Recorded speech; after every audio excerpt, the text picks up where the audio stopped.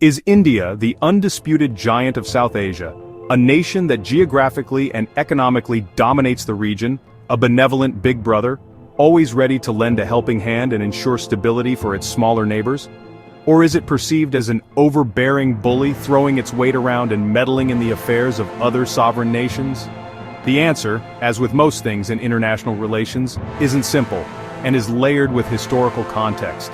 India, with its growing economic and military might, often sees itself as a stabilizing force, a regional power responsible for maintaining peace and prosperity. But its smaller neighbors, while often reliant on India, frequently feel overshadowed, even intimidated by its sheer size, population, and overwhelming influence. What New Delhi genuinely believes is well-intentioned guidance, a helping hand extended in friendship. Others, viewing it through the lens of historical grievances and power imbalances, often interpret as unwarranted interference in their internal matters. The very term "big brother," when applied to international relations, can often sound patronizing and condescending, inherently highlighting an unequal power dynamic that exists between nations, especially those of vastly different sizes and capabilities.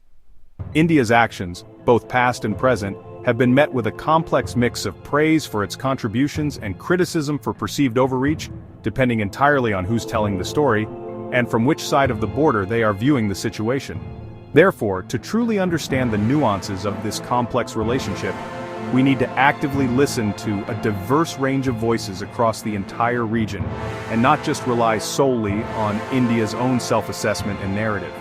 So, let's unpack both India's self-image as a regional leader and the underlying anxieties and concerns of its neighbors, in order to gain a much clearer and more comprehensive picture of this multifaceted dynamic. From New Delhi's perspective, the narrative surrounding its actions in the region is one deeply rooted in responsibility and a commitment to regional well-being. India's actions stem from a sense of responsibility, a belief that it has a crucial role to play in fostering stability and prosperity across South Asia.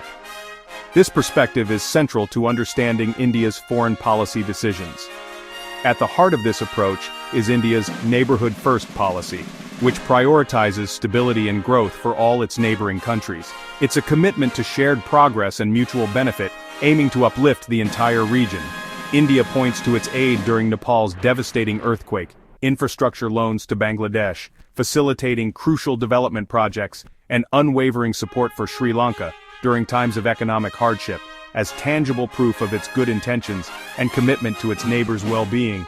India also provides crucial security assistance to neighbors like Bhutan and the Maldives, bolstering their defenses and ensuring regional stability, seeing itself as a regional protector committed to safeguarding the interests of its smaller neighbors. Its leaders argue that India offers a democratic alternative to China's growing influence in the region, promoting transparency, accountable institutions, and shared democratic values as the foundation for lasting peace and prosperity.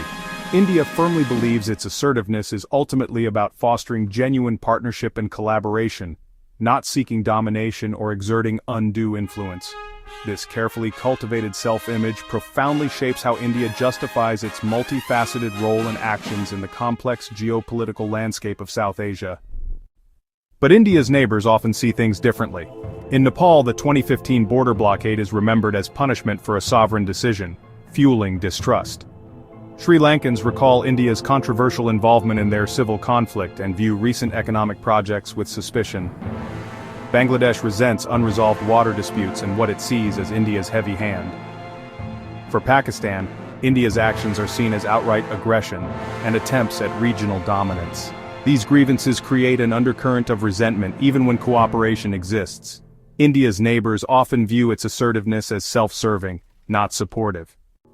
India isn't alone in facing this dilemma. It's a challenge that resonates across the globe.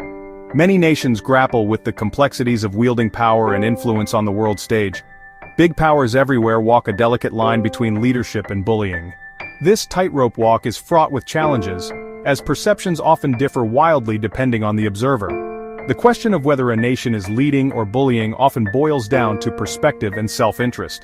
The US in Latin America, a region historically influenced by American policy, and China in the South China Sea, with its assertive territorial claims and growing naval presence, are seen as both protectors and bullies, offering security to some while intimidating others, depending on whom you ask. National interests, historical grievances, and cultural biases all play a role in shaping these perceptions. When a major power's actions align with its neighbor's interests, fostering mutual benefit and stability, it's called leadership. When they're coercive or self-serving, prioritizing national gain over regional harmony, it's called bullying. India's disaster relief is praised, showcasing its commitment to humanitarian aid and regional support. But blockades like Nepal's are condemned, highlighting the potential for its actions to be perceived as aggressive. Ultimately, perception is everything, the lens through which actions are interpreted. There's no single truth, only a multitude of perspectives shaped by individual experiences and national narratives. India's role is a mosaic of leadership and friction, a complex interplay of cooperation and contention, shaped by history and perspective, influenced by colonial legacies and contemporary geopolitical realities. The debate continues with scholars, policymakers, and citizens alike grappling with these complex issues, defining South Asia's complex relationships and shaping the region's future trajectory.